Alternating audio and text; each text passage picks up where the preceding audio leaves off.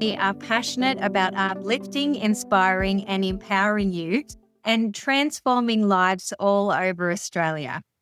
So today I'm so excited. I'm going to be speaking to Zandri Byleveldt, who is one of our amazing occupational therapists on our team.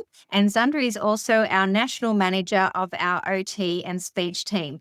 And today, Zandri is going to be sharing some of her top occupational therapy tips to help make some changes, whatever those challenges might be for you or someone in your family. Zandri is going to share that with us today. And also, I'm going to find out what Zandri is most passionate about. I really love when we're looking at putting people on our team. One of the things I look for is that passion that comes through. And I think when we have therapists that have that passion for their clients and really making those changes and differences and transforming their life, for me, that's what is the difference between a good therapist and a great therapist. So welcome, Zandri. It is wonderful to have you here today. It's wonderful to be here. And thank you. It's wonderful to also be a part of such a team that is so passionate about transforming lives. Wonderful. Thanks, Zandri. Can you tell me what are some of the top tips that you could share? I know occupational therapy is such a broad discipline. It covers so many different areas. So we could go into certain areas and cover one in each episode, which we'll do at a later date. But for today, perhaps you can give us some of your top tips for just general, across the board in occupational therapy. Yes, occupational therapy is extremely broad, and we can talk for hours if we have to go into every single domain that we touch. For the purpose of today, I'll just share some general strategies around sensory processing, fine motor skills, gross motor skills, emotional regulation, and organization. So starting with sensory processing, there's always more beneath the surface than what we are able to see. So sensory processing challenges can be an underlying cause for withdrawal in activities of daily life and can be a cause for challenging behaviors.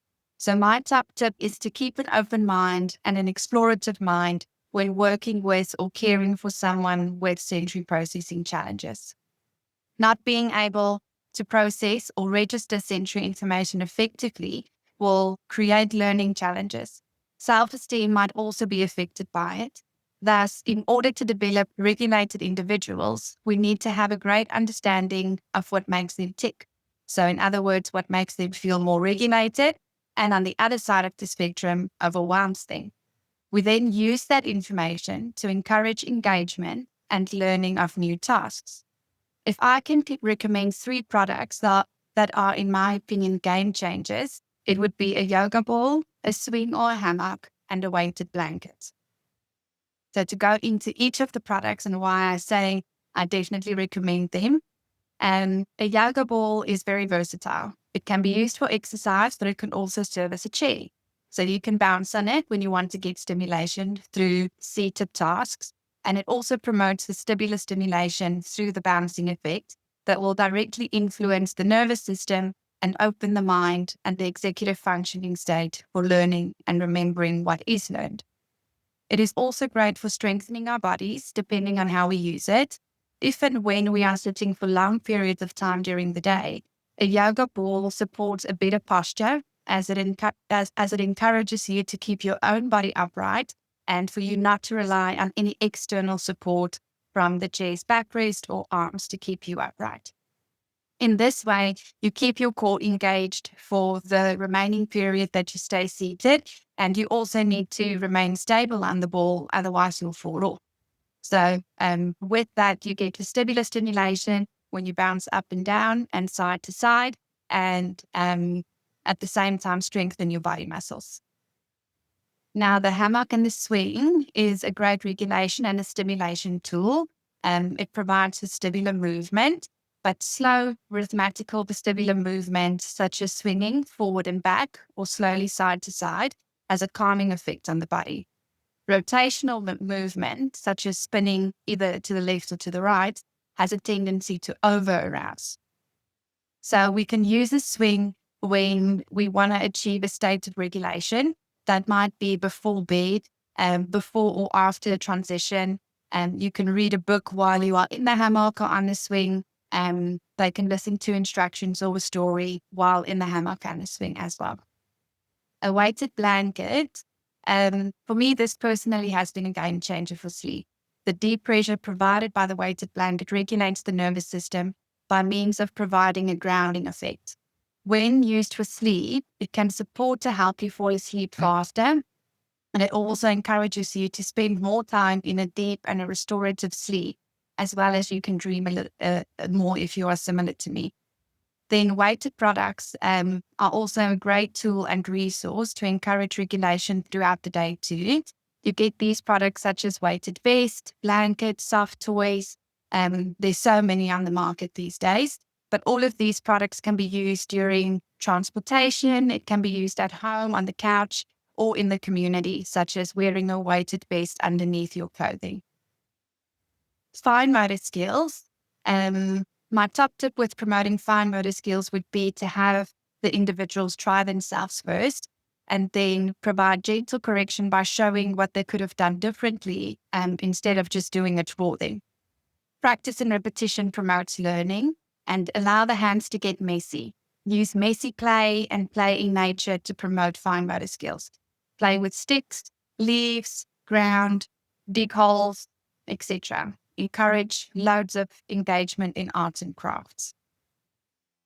With gross motor skills, my top tip for promoting gross motor skills would be to encourage the development of body awareness. So without body awareness, meaning that is the knowledge of where my body is in space and where my body is in relation to other objects and people, will likely experience those challenges in coordination if I don't have that ability and that awareness. So individuals with decreased body awareness might bump into objects, fall easily, and get marks and bruises, but then have no idea where they got it from. Encouraging body awareness through sports, we would like to engage the body awareness concept, bilateral integration, that is using two sides of the body. And then we want to pay attention to timing, location, and accuracy. Timing, location, and accuracy is what makes up coordination. So therefore, by working on body awareness, using both sides of the body, and working on timing, location, and accuracy, coordination will improve, which is a baseline step for gross motor skills. So sports that will encourage body awareness, bilateral integration, and coordination might be karate, taekwondo, any type of fighting style, musical instruments, team sports such as AFL, basketball, tennis, anything with a ball really, and then solo sports as well, swimming, playing golf, dancing, etc. The big thing would just be to remember to choose something that encourages that body awareness and integrate both sides of the body. Then for emotional regulation, the top tip for emotional regulation would be is to be aware that regulation strategies are to be practiced and implemented before the overwhelming or shutdown state occurs. So to encourage emotional regulation, do it as a daily practice to prevent entering the state of emotional overwhelm or shutdown. When we try to intervene while in that space of emotional overwhelm or shutdown, we are working against the brain. The brain is then geared for survival, and it reverts back to the learned coping mechanisms, and it is not open for learning new skills or especially remembering new skills that have just been learned. An occupational therapist can help with writing up a sensory diet, and this can help as it encourages stimulation and regulation throughout the day, and to prevent getting into that state of overwhelm and rather remain regulated throughout the day. Then with organization, the use of interactive personalized visuals is underrated. When a visual is personalized, so meaning instead of having a picture of anime or a fictional character, use a picture of the actual person engaging in the actual task. This might support our black and white thinkers to understand that the expectation is for them to engage in a task, an activity as the picture shows it. Consistency is key. So with some organization in terms of planning ahead, engaging in regulation strategies throughout the day, and going over what is expected during which activity and for how long they will be engaging in the activity for, will give the client a better understanding of what they are prompted to do. More understanding equals less meltdowns and less emotional overwhelm due to feeling more in control and, as a result, feeling safe. Amazing. Thank you, Zandri. That is so helpful. And I know that a lot of the children and people that we work with, they really may have quite a number of different things that, they're working on. So I think having those tips is really helpful for our families and anyone that's listening to this. So I love the sensory diet. I know we went through that last week, and it's just so helpful to have those simple things that can make such a big difference. So when you're working and, people start using a sensory diet, what are some of the changes that you see? How quickly did we start to see changes with that? So as with any diet, a sensory diet does wear off. So essentially you'll get used to activity, but then might not need it as much in the future. And then you might need to add something else. But the big idea behind a sensory diet is to identify moments within the day that we can include stimulation. So for instance, a example might be the child has to go to school in any way every day, but they walk there. But mom or dad carries the backpack. So now instead of mom and dad carrying the backpack, the child can carry their own backpack because the weight of the backpack will provide proprioceptive feedback. That regulates the nervous system. So as they are transitioning from the home environment to the school environment, the child is getting stimulation that regulates the nervous system that would allow them to integrate with more ease into the school environment. And if the sensory diet is followed with providing different stimulation throughout the day, it will include proprioceptive feedback, vestibular feedback, tactile, and olfactory, gustatory, like all the different senses that we have in our bodies will be incorporated in the sensory diet. And essentially what we see when a sensory diet is followed is a child that are more regulated, more transitions improve because they are more regulated. They don't get as overwhelmed by their transitions. The emotional regulation is better because they know what to expect. They're in a state where they get stimulated and regulated as they go throughout their day. So as their cups are being filled, the brain is encouraged to process and discriminate what has just been taken in, and then can regulate and actually use that information. So it would be important to not give stimulation, but then not use it, because otherwise the cup will overflow and then you get your emotional overwhelm again.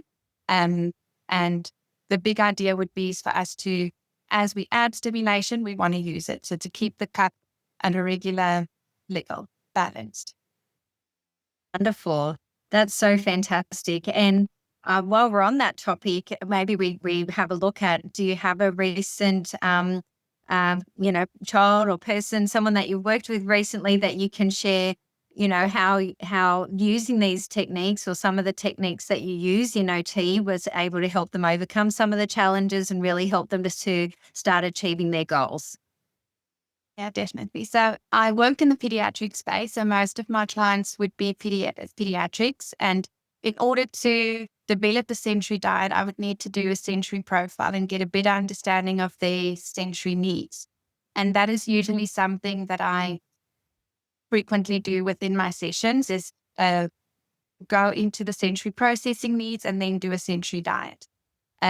So if I need to mention a specific client, so for instance, this child, he is 6 years old and had very big feelings before going to school. Didn't want to go to school, doesn't like going to school, doesn't like being in school. And then when he gets home, it's just emotions all over the place because of all the things that he needs to take in the school environment. So we changed things slightly around his daily routine. So now it looks like him waking up in the morning and then looking at his visual schedule for the day and then knowing exactly what's going to happen in the day and what is expected of him during each of those tasks or activities. From there, he gets dressed, has breakfast, but then before going to school, he jumps on the trampoline for 10 minutes while throwing and catching a ball against the wall. That activates the brain, it creates the open space and makes him ready for learning. And then after the jumping on the trampoline, he carries his own backpack on the way to school. And then when he's at school, we also have a sensory diet for school. So the teachers can then use that and provide brain breaks in the middle of his day. But then these brain breaks are geared towards specific activities that we have identified helps the child to regulate. So that might be sitting in an enclosed space with a weighted blanket over him and maybe wearing his noise blocking headphones for 10 minutes until he feels more regulated and ready to integrate back into the classroom. After school, when he gets home, then he engages in a proprioceptive activity, so something that requires muscle and force and strength.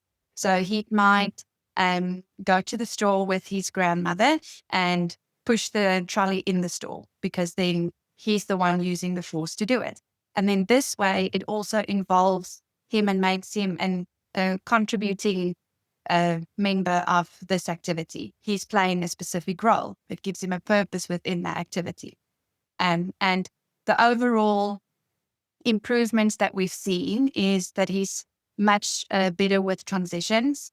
He's much more emotionally regulated, and his mind-body connections has improved a lot. He's more able to voice out when he needs a break. He's able to identify how his break might look like, and then when he's ready to integrate back into the classroom. Amazing. That's so fantastic. And no doubt much happier at school, which has so many flow-on effects as well, as we know. So that is wonderful. And I love all the examples because I think sometimes people don't always realize all those things that occupational therapy can help with and what some of those things might look like. And I know today we're just touching the surface, but they're great examples. So thank you. I can see you light up as you talk about this gorgeous 6-year-old. So what is it that really does light you up, Zandri, when you're working with a child or a family? What is it that gets you most excited? For me, it would be witnessing them having that aha moment, like when something just clicks, whether it be gaining more self-awareness around their emotions and how their bodies work and what type of things or tools or equipment or activities they engage in and how it makes their bodies feel. And then because of that increased self-awareness comes increased self-esteem and confidence. And that is truly the best feeling for me to see, is to know I supported this person to step into their own power and just become more independent in daily life. Amazing. Thank you. You're giving me goosebumps. I love that. And I know that at Transform Life, we all have that passion, and it all is slightly different. But at the end of the day, as you said, just that confidence, self-esteem, helping someone change their life and learning that at such a young age, that just changes their life forever moving forward and gets that positive momentum. So that's absolutely fantastic. Is there anything else you wanted to add today, Zandri, before we finish up today's episode? As you were talking now, I was thinking about this boy that I told you about, the 6-year-old.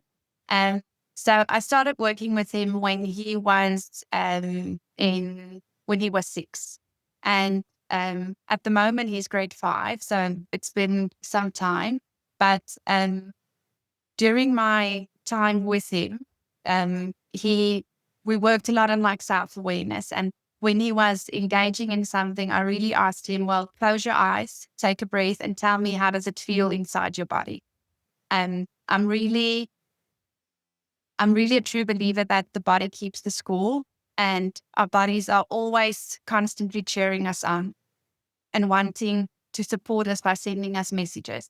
And it is our job to learn how to listen and not judge. And with this specific client as well, he created a whole presentation for his class, going into his diagnosis and what it means and how it actually makes him special and not different. And if he's doing, if he's showing these types of symptoms, this is what it might mean, and this is how they can support him then within that state. So I'm super proud of him. He is continuing to do presentations about his diagnosis, and as he got that confidence within himself and had that self-awareness of, this is not a bad thing, it doesn't make me different, there's nothing wrong with me, it's just how my brain works. And he communicated that to his class, and many of the kids in his class stuck up their hands and said, well, I also have that. I also experienced that. Yes. So that was just amazing to see how someone that might have felt singled out is actually still part of a massive community that can, what's the word? That can like also feel the same way he does and goes through the same experiences that he does. Oh, that's lovely. And I think, he'll have that self-awareness forever.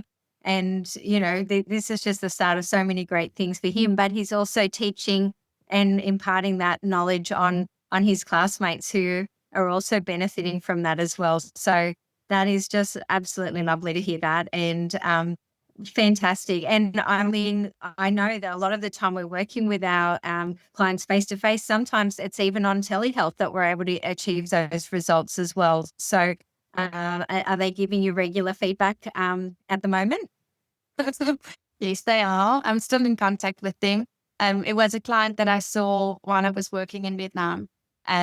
But I still have mom on Facebook, and she still talks to me if she wants like occupational therapy tips and tools, and sends me his presentations that he did for the class and the school and things. So yeah, I'm very proud of him, and I'm glad he's doing so well.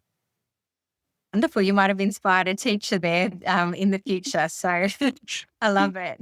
That's wonderful. Well, thank you so much, Zandri, for sharing your tips. And I'm so looking forward to us having another conversation. We will definitely dive deeper into some of those different topics that you've touched on today, because I know there's so much value in that for the families that are listening. And thank you so much. I'm looking forward to doing this again, and we will be back with another episode very soon with someone else from our amazing Transform Life team. Really excited to be able to share this today. And Zandri, thank you so much. You've got so much knowledge and so much passion and experience, and I'm sure there's a lot of people that benefited from that today. So thank you. That's sweet. It's a pleasure. It's nice to be here. Okay, thank you. And we will see you again very soon. Thank you for joining us today.